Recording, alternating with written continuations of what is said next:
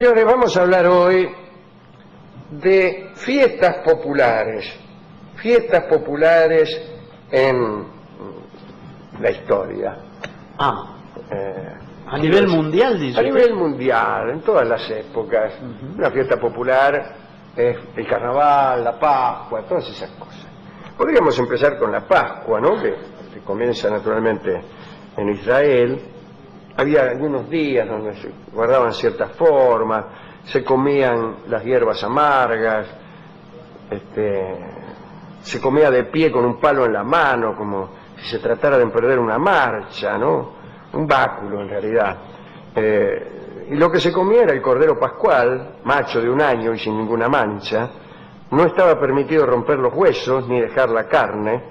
Durante estos días no se comía más que pan sin levadura, aquel pan al que daban el nombre de pan ácimo, el pan de esclavitud, amasado en el temor del amo, y del cual, dice la oración, este es el pan de la miseria con el que se alimentaron nuestros padres en Egipto. Con respecto a las celebraciones entre los judíos, hay un dato interesantísimo, ¿no? Que es el que tiene que ver con el arte musical de los hebreos, que había alcanzado un gran desarrollo. La voz humana se acompañaba con instrumentos, aún antes de Abraham, en tiempos místicos. Se contaba que Jubal había inventado instrumentos de cuerda y Tubal Caín, que creo que era aquel de los cuernos, hacía instrumentos de percusión.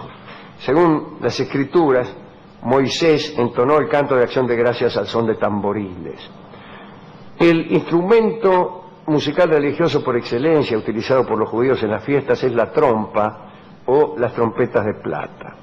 Pero también se utilizan cítaras, arpas, cornamusas, címbalos. No hay música escrita de todo esto, pero, y aquí viene lo raro, es uno de los pocos casos en que sabemos cómo era la música.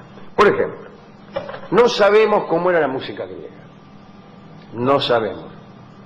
Tenían una forma de anotarla. Tenían una forma elemental, me imagino, de anotarla. Se conjetura que era elemental porque está la letra de las canciones y hay unas cosas que suben y bajan. Debía ser como una ayuda de memoria, pero en ningún modo se puede saber cuánto hay que subir, cuánto hay que bajar, cuál es la duración de las figuras, etcétera. Es decir, que no sabemos cómo era la música griega. En el caso de la música judía no hay música escrita, pero hay una institución milenaria que ha atesorado, ha guardado y que ha sido conservadora en su espíritu. Entre los cristianos, por ejemplo, esa institución es la Iglesia. Y entre los judíos no ha quedado escritura musical por la sencilla causa de que no había escritura musical en aquel tiempo, pero esas canciones se conocen y se siguen cantando y son iguales o muy parecidas a como eran, porque la religión, que es conservadora, las ha guardado para nosotros hasta ahora. Es casi el único caso de música de más de 2000 años de antigüedad que sí podemos saber cómo era. Bueno, de todas las costumbres de Pascua, discúlpeme, me fui por otro lado, la más popular es una costumbre cristiana, que es la de los huevos, disculpe usted. ¿Y cuál es su historia? Lo hemos contado no hace mucho, pero lo repito. Durante mucho tiempo estuvo prohibido comer en Cuaresma no solo la carne, sino también huevos. Así que el día de Pascua la gente se apuraba a ir a bendecir una cantidad de huevos para comérselos. Los comían en familia, o si no, se los regalaban a los vecinos. Hay que decir también que muchos impuestos feudales, ya estamos hablando de la Edad Media y del cristianismo, se pagaban también en huevos. Y con frecuencia se estipulaba que estos, ¿cuáles? Los huevos, se entregarían el día de Pascua. Pasaba el recaudador de impuestos y te decían, usted está debiendo un huevo. Y es más o menos lo mismo que pasa ahora. Claro.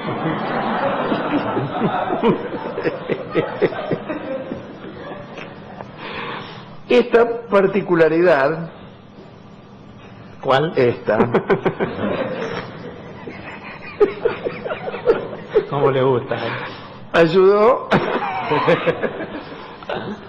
a generalizar y desarrollar la costumbre de los huevos de Pascua, ¿no? Para no hablar del carácter simbólico que tiene el huevo respecto al Cristo, su resurrección, en fin. También existió la procesión de los huevos que organizaban los estudiantes de París. Alumnos, aprendices y otros muchachos se reunían en las plazas públicas y se dirigían a la iglesia para cantar, y luego se dispersaban e iban de puerta en puerta mangueando huevos. Golpeaban la puerta y decían: ¿me dan huevo? Según dicen las crónicas, estas colectas de huevos eran magníficas. La gente del pueblo llevaba los huevos en una canasta colgada del cuello. Algunas jóvenes de las castas privilegiadas se las hacían llevar por sirvientes o por perros. Y ninguna persona se atrevía jamás a negar huevos a quien venía a pedir, porque la mayor parte de ellos estaba destinada a los indigentes, a los leprosos, a los enfermos, en fin. Durante el tiempo de Cuaresma, no solo no se podían comer huevos, sino que no se podían vender. Entonces, los comerciantes los cocinaban para conservarlos. Hasta la época de Luis XIV no se acostumbraba a pintarlos. Pero hubo un comerciante francés que fue el primer industrial que vendió huevos pintados. No eran huevos de chocolate, eran de gallina. Pero este señor, Soliran creo que se llamaba, se le ocurrió pintarlos, y esta innovación tuvo un extraordinario éxito. Saint-Simon nos dice en sus memorias que era una costumbre levantar en la cámara de Luis XIV, en la pieza, ¿no?, verdaderas pirámides de huevos pintados que luego el rey Sol regalaba a sus cortesanos. Los huevos a veces eran pintados por pintores célebres, ahí lo tienen a Lancret y a Watteau, que pintaron huevos, llegaron a pintar huevos. Se han conservado en la biblioteca de Versalles dos huevos muy adornados que están dedicados a Madame Victoria de Francia, que era la hija del rey Luis XV, el bien amado, ¿no? Bueno, una de las costumbres rusas en Semana Santa era que cada invitado tuviera en la mano un huevo e hiciera una especie de brindis con la otra. No una especie de brindis chocando y rompiendo su huevo contra el del vecino, no. Sino agarrás un huevo y brindás con la otra mano, con una copa de champán, por ejemplo. Yo he visto, me parece. En Hungría existe la siguiente costumbre. Los muchachos acechan desde el amanecer a las chicas de su pueblo para llevarlas junto a la fuente, y allí jugueteando les piden como contribución pascual un huevo y un beso. El huevo te lo dan sin dificultad, pero el beso todas procuran escamotearlo. Me dio un huevo, pero el beso me lo escamoteó, dice el tipo, ¿no? Viste, me dio mucha bronca. Pero finalmente acceden. Antiguamente se procuraba hacer comenzar el año el 1 de abril en Francia. Acá nosotros sabemos que el año ha comenzado en muchas fechas diferentes. 1 de marzo, 1 de enero, 1 de abril.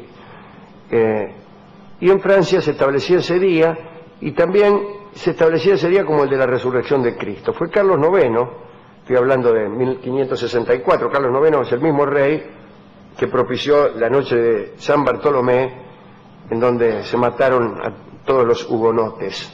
Y Carlos IX dictó una ordenanza por la cual disponía que el año empezara el 1 de enero y no el 1 de abril. Él fue el que cambió eso. Y esto de cambiar la fecha, de este hecho, el cambio de fecha, resultó que en varias regiones el año comenzara en diferentes días, porque algunas regiones aceptaron este cambio dispuesto por Carlos IX rápidamente y otras no, para no hablar de otros líos que sucedieron poco después, ya que 20 años después apareció el Papa Gregorio, que le quitó 10 días al almanaque para ponerlo en orden. Se armaba ya un gran jarabe, ¿no? Pero más jarabes, porque hubo países que tardaron muchísimo en aceptar esta nueva fecha. Entre ellos, la Unión Soviética, que fue de los últimos países en Rusia, sería mejor decir, en aceptar el calendario gregoriano, que fue, a mí me parece que con la Revolución, que finalmente se aceptó el calendario Recién gregoriano. ahí, en el Recién ahí, siglo sí. XX. Vladimir Nabokov, en 1914. Un poquito En 1914. Nabokov siempre contaba que él había nacido antes de ese cambio, Claro. y después se cambió, y entonces nunca sabía cuándo festejar su cumpleaños, porque tenía 2 fechas, Claro. no sabía. Bueno, el caso es que hubo muchas regiones que, aferradas a las antiguas costumbres, insistían con comenzar el año en Pascua. Y también hubo problemas con los regalos. Para la gran mayoría del pueblo era medio oneroso incurrir en gasto 2 veces al año, digamos en Navidad y en el 1 de abril. Entonces, con el tiempo, la costumbre derivó en hacer regalos el 1 de enero y sustituir esto el 1 de abril por, en vez de regalos, bromas pesadas en la víspera de ese día, como si fuera un día de inocentes. Yo tengo aquí una estupenda broma de ese día, que tuvo lugar en la corte francesa de Luis XIV, ¿no? El protagonista fue el marqués de Gramont y el conde de Toulouse, que era hijo de Luis XIV y de una de sus amantes, Madame de Montespan. El hecho es que la noche del 31 de marzo, el marqués de Gramont apolillaba y el conde de Toulouse se le metió en la habitación y le cambió todas las pilchas que el tipo tenía preparadas para vestirse al otro día por unas ropas iguales, pero varios talles más chicas. Por eso, para anticipar esta gracia, hablamos al principio del programa de distintos talles. ¿Entiende? El tipo tenía toda ropa large y este le puso small. Al día siguiente se levantó el marqués de Gramont, quiso vestirse y al rato empezó a los gritos. El marqués creía haberse agigantado a causa de un sortilegio. Inmediatamente ordenó que le trajeran un médico, y el médico no era otro que el conde de Toulouse, que se había disfrazado. Y lo revisó, le tomó el pulso y le diagnosticó agigantamiento repentino. Siguió la broma, Sí, ¿no? sí.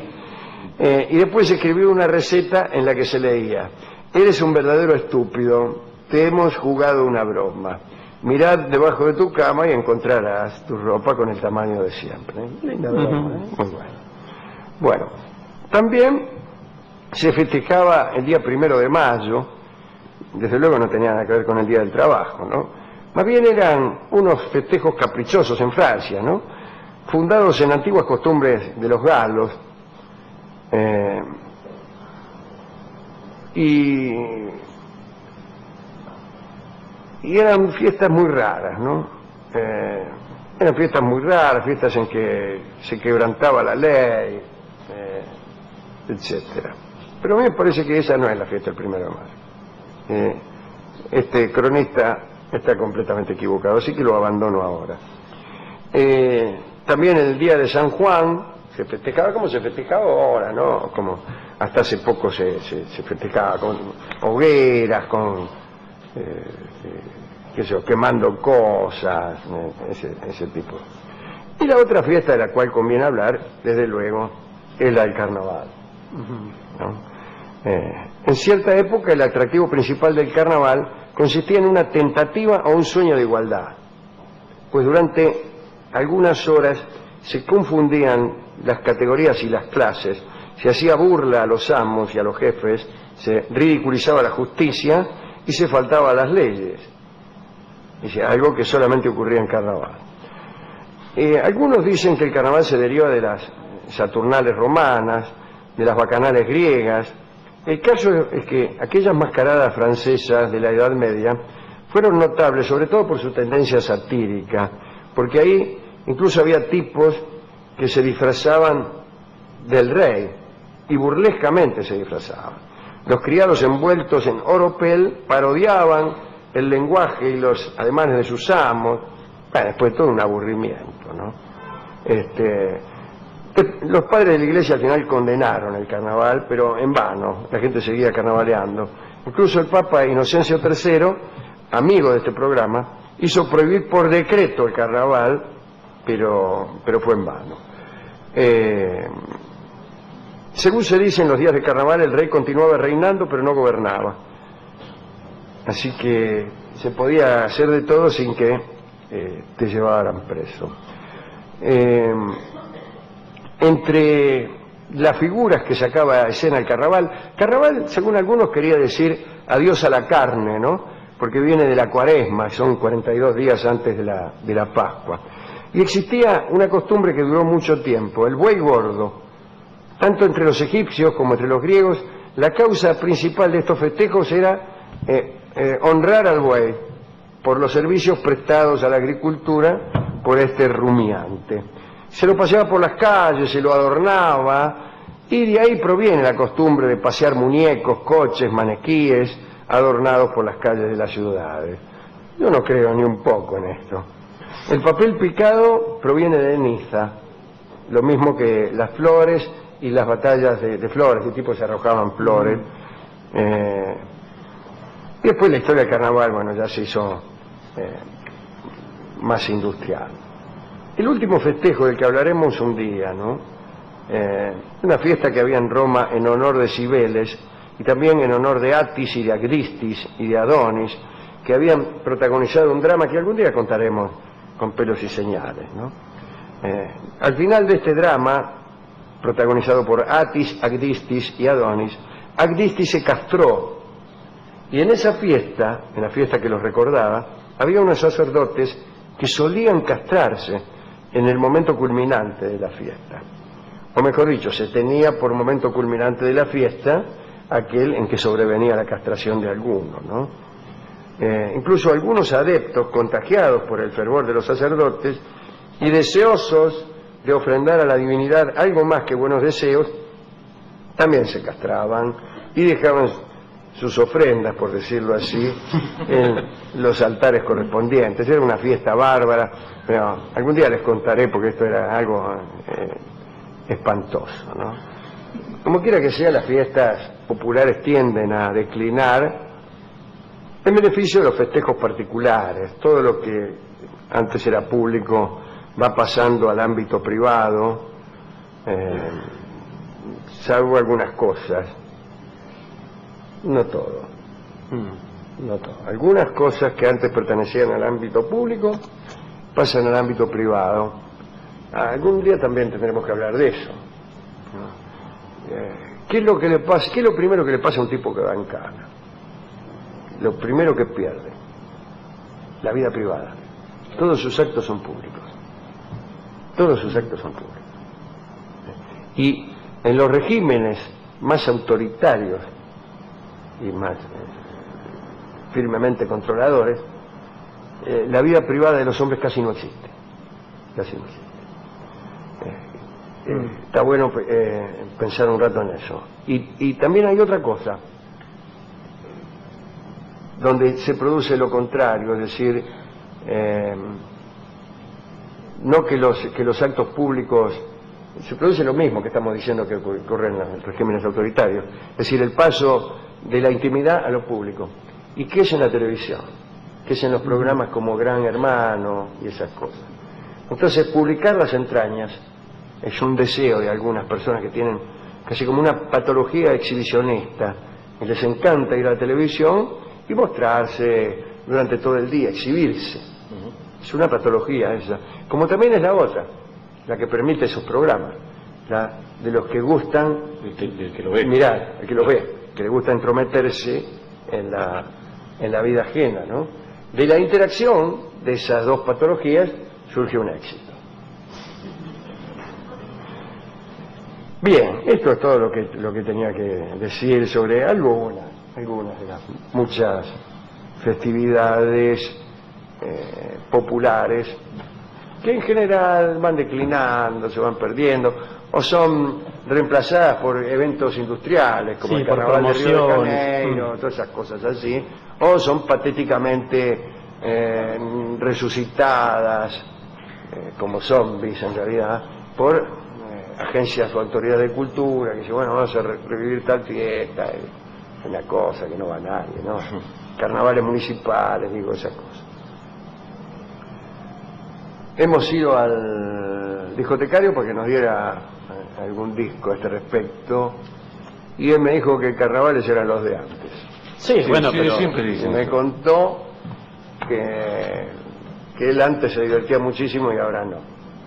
Que Bueno, la gente pero- antes sabía divertirse y ahora no, y que todo antes era mejor y ahora no. Hablaba de él mismo, me parece. ¿Eh? Hablaba de él mismo. Hablaba del mismo, como todo el mundo.